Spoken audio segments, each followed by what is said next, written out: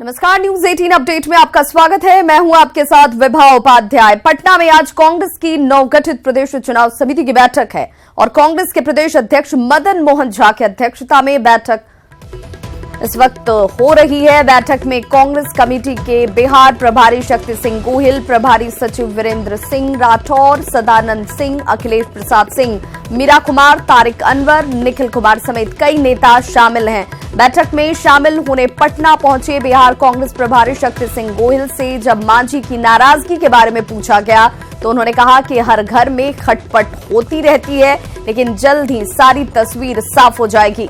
महागठबंधन की तरफ से सीटों का ऐलान 17 मार्च को किया जाएगा, जिसको लेकर शक्ति सिंह गोहिल शुरुआत से कहते रहे हैं।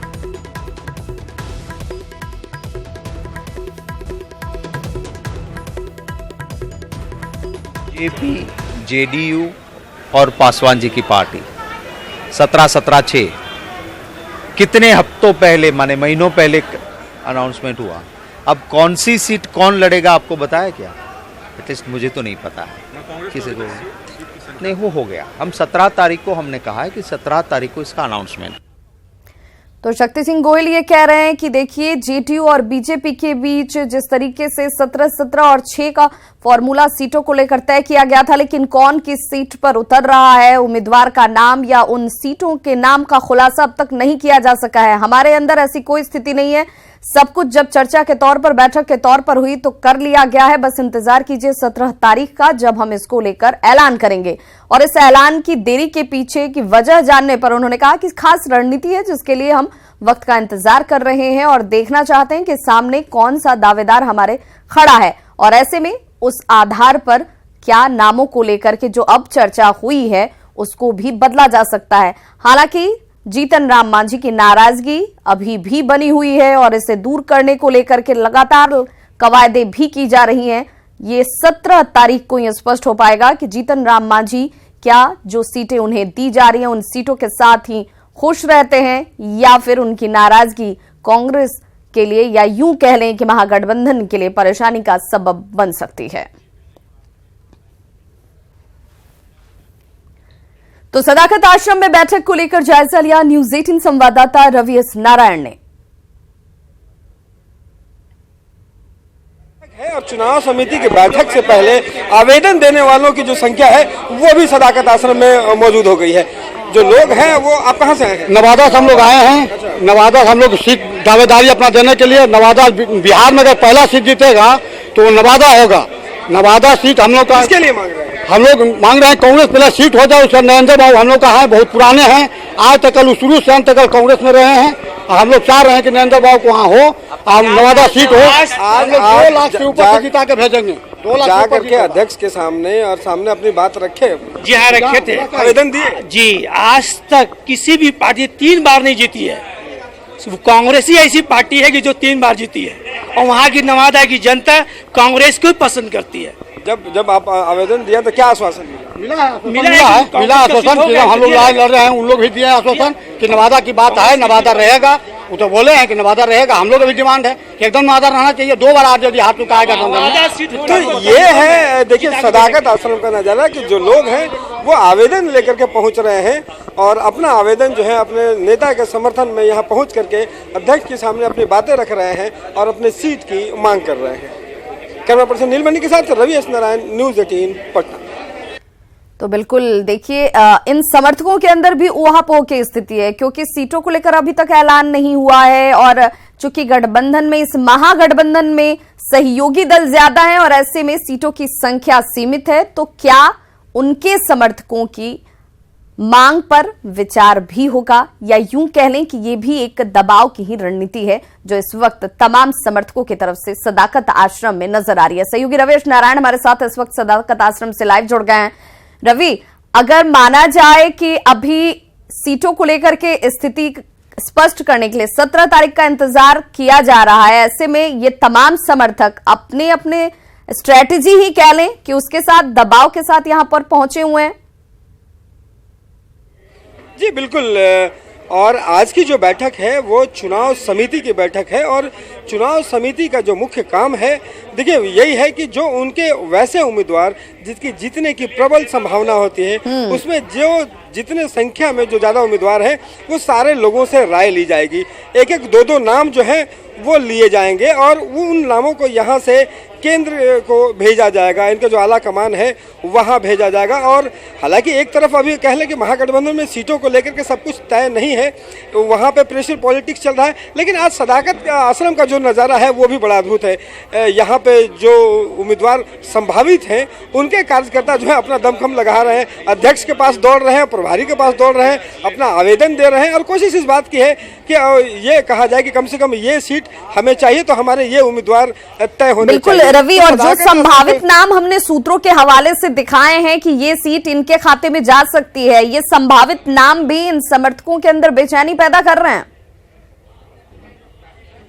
जी बिल्कुल, और जो संभावित सूची हमने दिखाई थी उसके बाद जो है वो हलचल बढ़ी है और वैसे लोग जिनको लगता है कि उनके उम्मीदवार की जो है वो कट्टी हो गई है, वहाँ से अगर नाम कट गया है तो उनमें बेचैनी है। उनका कहना है कि यहाँ पे आकर के जो है वो कम से कम अपना आवेदन दें और मजबूती के साथ बात को रखें कि ये सीट मिलनी चाहिए। देखिए हमारे साथ अमित टुन्ना है जो विधायक हैं, आज बैठक होने वाली है और एक नज़ारा ये भी देखा जा रहा है कि जो कार्यकर्ता हैं वो आ रहे हैं, अपना आवेदन दे रहे हैं और मजबूती से रख रहे हैं कि कम से कम ये सीट हमें चाहिए। कितनी परेशानी है कांग्रेस के लिए?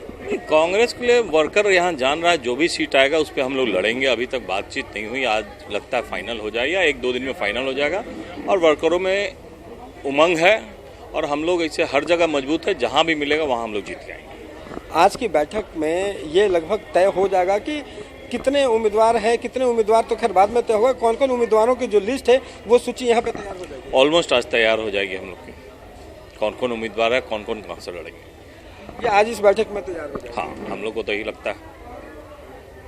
तो क्या लगता है कि वो 11 जो सूची है वो बन करके आज नहीं, अभी 11, 12, 15 क्या है वो अभी कोई नहीं बोल सकता। हम लोग अपना माइंड मेकअप किया, जो प्रायोरिटी की सीट है उस पर हम लोग डिसाइड कर लेंगे, हमारे नेता लोग कि कौन कहाँ क्या लड़ेगा, उसके बाद जो अंक का आंकड़ा है वो डिसाइड करेंगे ऊपर। अच्छा एक बात और अमित जी की यहाँ एक उम्मीदवार के लिए यहाँ से जो नाम तय होंगे आज, वो क्या एक सीट के लिए एक उम्मीदवार का ही नाम तय होगा कि एक से ज्यादा उम्मीदवारों की सूची? नहीं, ये तो आला कमान तय करेगी। हमको लगता है कि यहाँ से 2-3 पैनल बन के जाएगा, ऊपर डिसाइड होगा कौन उसमें रहेगा। एक यहाँ से जितनी सीटें हैं उससे ज्यादा नाम यहाँ से तय होगा। जी श्योर, यहाँ से उतने उससे ऊपर जाएगा। आप लोगों से राय दी जाएगी? हाँ लेनी जानी चाहिए।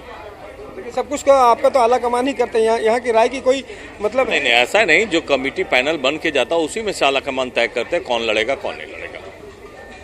देखिए तो यहाँ पे जो है ये बात जो बता रहे हैं कि आज जो है कम से कम इस बैठक में ये तय होगा कि जो उम्मीदवार हैं वो कौन कौन मजबूत उम्मीदवार हैं जिनकी दावेदारी है। एक सूची हमने भी पहले दिखाई है। बिल्कुल रवि, ये जानना चाहेंगे कि बैठक की शुरुआत हो चुकी है या अभी कुछ वक्त बाद ये बैठक शुरू होने वाली है जिसमें ये तमाम मंथन और चिंतन किया जाएगा? जी सारे जो है यहाँ का जो सभागार है, मेन हॉल है, उसमें सारे लोग बैठ गए हैं और चंद मिनटों में जो है वो तस्वीरें हम आपको दिखा पाएंगे कि यहाँ से जो बैठक है वो शुरू हो गई है और घंटे 2 घंटे की बैठक होगी और बैठक के बाद जो है वो नतीजा लगभग ये सामने निकल कर आएगा। जीतन राम मांझी की नाराजगी को लेकर के भी क्या इस बैठक में चर्चा होगी? उन्हें कैसे मनाया जाए, कैसे उन्हें संतुष्ट किया जाए या फिर उन्हें ये कन्विंस कर दिया जाए कि जो सीटें आपको दी जा रही हैं वो भी आपके फायदे के हिसाब से ही है, आपके हित को ध्यान में रखकर ही दिया गया है? जी बिल्कुल, कल दिल्ली में जो बैठक हुई है उसके बाद जीतन राम मांझी के जो तेवर देखने को मिले और ये पता चला कि नाराज होकर के पटना वापस लौटे हैं, उसके बाद ये सबकी परेशानी का सबब है, कांग्रेस के लिए भी होगा कि जीतन राम मांझी जिस ढंग से नाराज होकर के निकले। क्या जीतन राम मांझी मान गए हैं कि उनको कितनी सीट दिया जा रहा है, ये परेशानी का सबब आगे भी? देखिए अभी मांझी जी नाराज नहीं हुए, बातचीत चल रही है। कल उनका चेहरा भी खिल रहा था, अब आप लोग कैसे बता रहे नहीं, हम लोग तो सुने कि मुर्गा खाते हुए निकले हैं, इसलिए अभी उनका नहीं, बातचीत चल रही है और वो भी नाराज नहीं रहेंगे। सबको संतुष्ट किया जाएगा जो भी महागठबंधन में, और सबको सम्मानजनक सीट मिलेगी। लेकिन चलिए बिल्कुल रवि, हम आप तक पहुंचेंगे, एक बार फिर से जानेंगे कि जब बैठक की शुरुआत हुई है तो किस तरीके से चिंतन और मंथन यहाँ पर भी किया जा रहा है और नाराजगी को दूर करने के लिए क्या कुछ करने की कोशिश यहाँ पर हो रही है। तस्वीरें हम अपने दर्शकों को दिखा रहे हैं लगातार। बैठक अब से कुछ देर में ही यहां पर शुरू होने वाली है, जिसमें सीट और उम्मीदवारों को लेकर के मंथन किया जाएगा और उसके बाद ये सूची जो है वो हाईकमान को भेजी जाएगी और अंतिम मोहर वहीं से लगनी है, जिस तरह की जानकारी इस वक्त सामने आती हुई। हालांकि ये जरूर कहा जा रहा है कि 17 तारीख का इंतजार कीजिए, हमने वही तारीख तय की है जब तमाम स्थितियों को हम स्पष्ट करते हुए नजर आएंगे। बहुत बहुत शुक्रिया हमारे साथ जुड़ने के लिए। लोकसभा चुनाव का ऐलान होने के बाद से गठबंधन की पार्टियां जल्द से जल्द अपने हिस्से की सीट फाइनल कर लेना चाहती हैं और इसी को लेकर आज दिल्ली में बिहार बीजेपी प्रभारी भूपेंद्र यादव के आवास पर बिहार बीजेपी कोर कमेटी की बैठक हुई और बैठक में बीजेपी के खाते की 17 सीटों के चयन को लेकर मंथन किया गया। आज देर शाम तक तीनों दलों के नेता यानी कि बीजेपी, जेडीयू और एलजेपी के खाते की सीटों की घोषणा हो सकती है। बीजेपी उम्मीदवारों के नामों की घोषणा 16 मार्च और 18 मार्च को होने वाले केंद्रीय चुनाव समिति की बैठक में की जाएगी और न्यूज 18 के पास सूत्रों के हवाले से जो जानकारी है उसके अनुसार बीजेपी पटना साहिब, उजियारपुर, मुजफ्फरपुर, सिवान, पश्चिमी चंपारण, पूर्वी चंपारण, पाटलिपुत्र, आरा, बक्सर, बेगूसराय, मधुबनी, झंझारपुर से अपने उम्मीदवार चुनावी मैदान में उतारेगी। एनडीए में जो सीट फॉर्मूला तय हुआ है उसके मुताबिक बीजेपी को 17, जेडीयू को 17, एलजेपी को 6 सीटें दी गई हैं और इधर मीटिंग के बाद बीजेपी नेता अश्विनी चौबे ने कहा कि बिहार में एनडीए सभी 40 सीटों पर जीत दर्ज करेगा। वहीं उन्होंने मांझी की नाराजगी पर भी चुटकी ली, साथ ही महागठबंधन का बेड़ा गर्क होने की भविष्यवाणी की।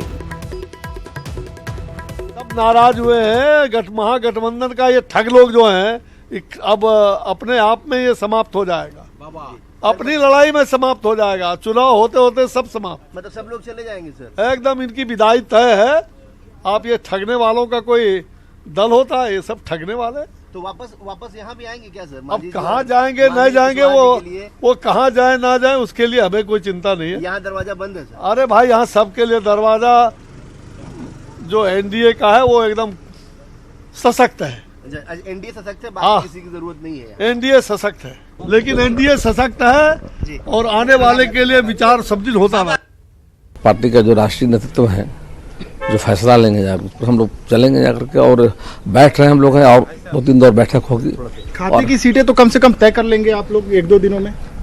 ऐसे हम लोग का है कि 40 पर एक ही साथ हम लोग 40 सीटें जो हैं जाकर के 40 पर हम लोग मंथन चल रहा है कि 40 पर एक ही बार हम लोग उसी को लेकर बैठक का दौर चल रहा है जाकर के और आशा करते जल्दी ही मतलब तीनों दल मिलकर के इसका अनाउंसमेंट करेंगे।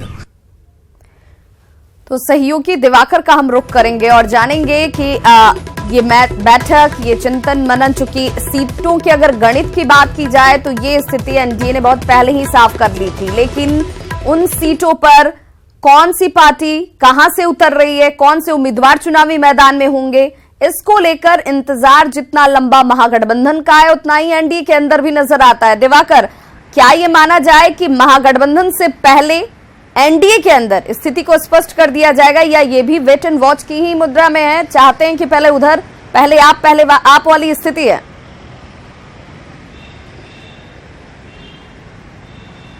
देखिए, एनडीए ने अपने सीटों की संख्या को अनाउंस करने में भी जो महागठबंधन है उस पर बढ़त ली थी और एनडीए की कोशिश है कि जो चिन्हित सीटें हैं कि यानी कौन सा दल किन सीटों पर चुनाव लड़ेगा, इसको लेकर भी एनडीए की कोशिश है। जो बिहार बीजेपी कोर कमेटी की बैठक हुई उसमें कोशिश की गई कि अपने खाते की जो सीटें हैं वो चिन्हित कर ली जाए और लगभग उस पर वर्कआउट हो गया है और बिहार बीजेपी कोर कमेटी के ज़्यादातर नेता पटना पहुंचने को हैं। पटना पहुंचते ही वो जेडीयू के संपर्क में आएंगे। यहाँ बिहार लोजपा अध्यक्ष पशुपति कुमार पारस दिल्ली में मौजूद हैं और उनकी भी 5:55 पे फ्लाइट है, वो देर शाम पटना पहुंचेंगे। बीजेपी जो कोर कमेटी के नेता हैं उनसे उनकी चर्चा होगी। बिहार बीजेपी अध्यक्ष से चर्चा एलजेपी बिहार अध्यक्ष पशुपति कुमार पारस से होगी। नीतीश कुमार से भी चर्चा की जाएगी। जो जेडीयू अध्यक्ष हैं वशिष्ठ नारायण सिंह, उनसे भी चर्चा की जाएगी। तो लगातार अब ये मंथन चल रहा है और सीटें चिन्हित करने, उम्मीदवारों को अंतिम मुकाम देने उम्मीदवारों की लिस्ट को वो चर्चा चल रही है और कोशिश की जा रही है कि महागठबंधन से पहले कम से कम जो चिन्हित सीटें हैं उसकी घोषणा कर दी जाए, एक मनोवैज्ञानिक बढ़त हासिल की जाए। और इसीलिए अब दोनों ही गठबंधनों में जोर आजमाइश शुरू हो गई है। एक तरफ जहां शक्ति सिंह गोहिल अपने पूरी टीम के साथ पटना पहुंच चुके हैं और ये कहा जा रहा है कि वो भी आज मंथन के बाद प्रदेश चुनाव समिति जो कांग्रेस की है उसमें उम्मीदवारों के नामों के पैनल पे चर्चा करके वो सीधे रांची की तरफ रुख कर सकते हैं और उसमें महागठबंधन के भी ज़्यादातर नेता उनके साथ होंगे और लालू प्रसाद से मुलाकात करेंगे। तो दूसरी तरफ बीजेपी कोर कमेटी के जो नेता पटना पहुंचेंगे उनकी बैठक होगी, जो सहयोगी दल है जेडीयू और एलजेपी उनके नेताओं के साथ बैठक होगी। और तो ये कोशिश की जा रही है कि यहाँ पर भी मनोवैज्ञानिक दृष्टिकोण से दबाव बनाया जाए। पहले लिस्ट जो कि अपने तरफ से फिक्स कर लिया गया है पार्टियों में, वो स्थिति को स्पष्ट पहले किया जाए महागठबंधन से पहले। दिवाकर, आप हमारे साथ लगातार बने रहें। दिल्ली में महागठबंधन के सहयोगी दलों के बीच सीट शेयरिंग को लेकर के अहम बैठक हो रही है और इसमें कांग्रेस के झारखंड प्रभारी आरपीएन सिंह और जेएमएम के कार्यकारी अध्यक्ष हेमंत सोरेन के बीच बातचीत हो रही है। झारखंड कांग्रेस अध्यक्ष अजय कुमार भी इस बैठक में मौजूद हैं और इस मौके पर सिंहभूम और खूंटी सीट को लेकर कांग्रेस और जेएमएम के बीच चल रही तकरार दूर करने की कोशिश होगी। जमशेदपुर सीट जेएमएम को देने के बदले कांग्रेस चाईबासा सीट चाहती है और इस सीट से गीता कोड़ा को उम्मीदवार जो है वो बनाया जा सकता है और ऐसे में जमशेदपुर के बदले हुए परिप्रेक्ष्य में देखा जाए, चूंकि जमशेदपुर सीट जो है वो जेएमएम के पास गई है और ऐसे में आरपीएन सिंह और हेमंत सोरेन के बीच में ये बैठक बेहद महत्वपूर्ण मानी जा रही है। और सहयोगी दिवाकर हमारे साथ लगातार जुड़े हुए हैं दिल्ली से। दिवाकर, अगर झारखंड के दृष्टिकोण से बात की जाए तो ये मुलाकात जो हेमंत सोरेन की चल रही है इस वक्त, ये मान लिया जाए कि जिन तमाम कार्यकर्ताओं के अंदर जमशेदपुर सीट को लेकर नाराजगी है उसे ऐसी सीट से भरने की कोशिश की जा रही है ताकि उम्मीदवारों को भी खुश किया जा सके और कार्यकर्ता भी जोश और खरोश के साथ मैदान में उतरे।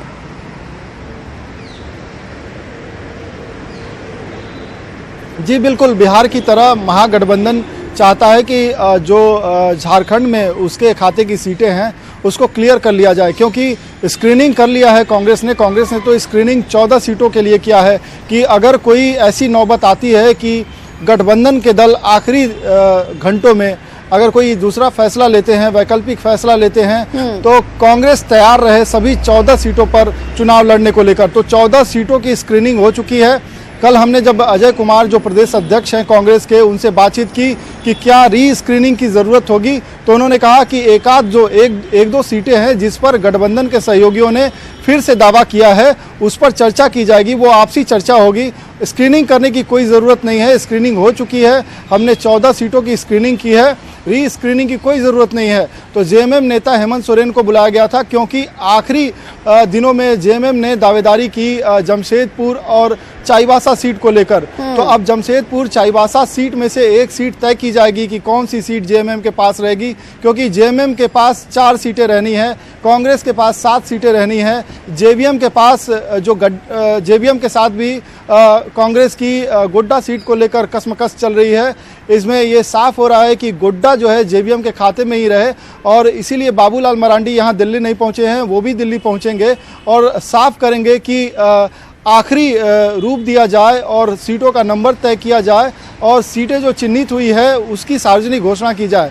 तो बैठकों का दौर चल रहा है। जेएमएम नेता हेमंत सोरेन यहीं दिल्ली में मौजूद हैं, उनकी बैठक हो रही है, फ़ोन पर बातचीत हो रही है और दिल्ली में वो सब कुछ साफ कर लेना चाहते हैं और उसके बाद अनाउंस किया जाएगा सार्वजनिक तौर पे कि कौन सी सीट किसके खाते में गई है। को स्पष्ट करने के लिए तमाम दलों में बैठक और चिंतन मंथन का दौर जो है वो शुरू हो चुका है। बहुत बहुत शुक्रिया दिवाकर हमारे साथ जुड़ने के लिए।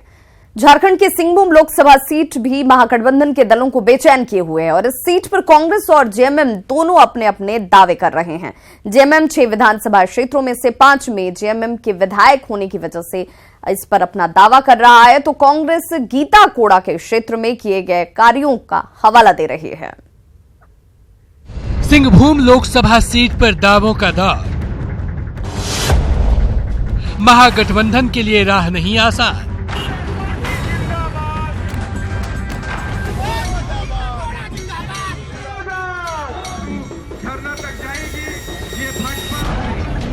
सिंहभूम लोकसभा सीट में 6 विधानसभा क्षेत्र आते हैं और जेएमएम का सिंहभूम सीट पर दावा इसी को लेकर है, क्योंकि 6 में से 5 जगहों पर जेएमएम के विधायक हैं। यहाँ तक लोकसभा की सवाल है, आप जानते हैं कि लोकसभा क्षेत्र में 5 एमएलए हैं झारखंड मुक्ति मोर्चा के। विगत चुनाव हम देखेंगे तो हमें स्पष्ट पता चलता है कि 5 विधायक में से सभी लोगों का आप देखेंगे तो ये लोग 3.5 लाख से अधिक वोट प्राप्त हुआ है, और दूसरे दल जो अलायंस में है उनकी वोट के परसेंटेज बहुत कम है। तो इस स्थिति में भी यहाँ पर दावेदारी जेएमएम का बनता है। विधायक यहाँ से मैंने इतिहास से जीता है, और उसके बाद अगर ना दिया जाए तो मेरा कार्यकर्ता तो नाराज हो रहा है। अभी कार्यकर्ता हम लोग कहीं भी जाते हैं, बोलता है आप एक बार बोलिएगा कांग्रेस में दीजिए, और फिर लोकसभा अभी विधानसभा आएगा 6 महीने का, तो फिर बोलिएगा इसमें दीजिएगा, तो फिर हम लोग किधर किधर भटकेंगे बोले। 2014 में गीता कोड़ा बीजेपी के लक्ष्मण गिलुआ के खिलाफ मैदान में थी और उस वक्त गीता कोड़ा 80,000 वोटों से हार गई।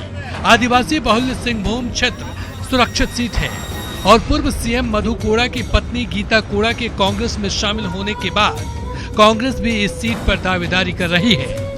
लगातार अगर इस जिला में अगर जन मुद्दे को लेकर के कोई भी पार्टी संघर्ष किया है तो कांग्रेस पार्टी संघर्ष किया है। इधर बीजेपी सांसद लक्ष्मण गिलुआ फिर से मैदान में उतरने की तैयारी में है और उनका दावा है कि मोदी सरकार ने जिस तरह विकास किया है उससे बीजेपी फिर विजय होगी। जनता तो 2014 में फैसला कर चुकी है, 2019 में भी करेगी। मुझे विश्वास है कि भारतीय जनता पार्टी के प्रति ही जनता का फैसला होने वाला है। माना जा रहा है कि महागठबंधन की तरफ से गीता कोड़ा को ही सिंहभूम सीट से उम्मीदवार बनाया जाएगा, लेकिन जिस तरह से जेएमएम के विधायक सीट पर दावा कर रहे हैं उससे कहीं महागठबंधन को वोटिंग के दौरान नुकसान न उठाना पड़े। न्यूज 18 के लिए चाईबासा से उपेंद्र गुप्ता की रिपोर्ट। झारखंड की कुछ सीटों पर वाम दलों ने उम्मीदवार उतारने का ऐलान किया है और इनमें हजारीबाग, कोडरमा, धनबाद जैसी सीटें शामिल हैं। बाकी सीटों पर बीजेपी को हराने वाले प्रत्याशियों के समर्थन उनको दिया जाएगा और रांची में संयुक्त प्रेस कॉन्फ्रेंस में वाम दलों ने बीजेपी को हराने के लिए एक बार फिर एकजुटता दिखाई, साथ ही मजबूत सीटों पर आपसी सहयोग से चुनाव लड़ने का ऐलान किया। के खिलाफ में कोई कैंडिडेट नहीं देंगे और जो एक महत्वपूर्ण कंस्टिट्यूंसी है वाम दलों के, उसमें हम एक दूसरे को मदद करेंगे। और बाकी तो बीजेपी को रोकने के लिए ही लड़ाई है, तो शेष जहां पर इस तरह की कंस्टिट्यूंसी नहीं है वहां पर स्वाभाविक रूप से बीजेपी को रोकने में जो पार्टी सक्षम होगी उस अनुकूल वहां पर बीजेपी के खिलाफ हम कैंपेन करेंगे। ये वाम दल एक दूसरे के खिलाफ में कैंडिडेट नहीं देगा। और तीसरी बात ये कहना चाहता हूं, जहां तक कैंडिडेट का सवाल है, क्षेत्र का सवाल है, जाहिर बात 3-4 सीट तो ऑलरेडी सब जानता है लड़ेगा। क्षेत्र और सीपीआई ने 1 सीट का मांग किया है हजारीबाग गठबंधन से, क्योंकि 2 बार वहां से हम जीते। राजद प्रमुख लालू प्रसाद की होली इस बार जेल में ही मनेगी। उनकी जमानत याचिका पर सुप्रीम कोर्ट में आज सुनवाई हुई, लेकिन अदालत ने सीबीआई को नोटिस जारी करते हुए 2 हफ्ते में जवाब दाखिल करने के निर्देश दिए हैं। जेल में ही मनेगी लालू की होली, जमानत के लिए करना होगा इंतजार। जवाब के लिए सीबीआई को सुप्रीम नोटिस।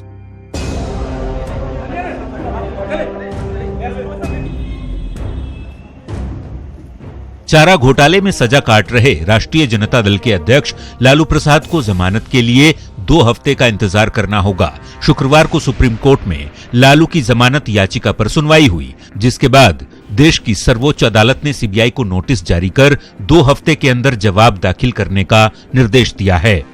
इस मामले में सुनवाई के दौरान कपिल सिब्बल लालू प्रसाद यादव की तरफ से कोर्ट में पक्ष रखते हुए कहे कि लालू प्रसाद यादव तीनों मामलों में 22 महीने 13 महीने से अपनी सजा काट रहे हैं, लिहाजा सुप्रीम कोर्ट उनकी जमानत पर विचार करे। सुप्रीम कोर्ट ने फिलहाल इस पूरे मामले पर सुनवाई के दौरान सीबीआई को नोटिस जारी कर जवाब मांगा है। अब इस पूरे मामले में सीबीआई 2 हफ्ते के बाद सुप्रीम कोर्ट में अपना जवाब दाखिल करेगी।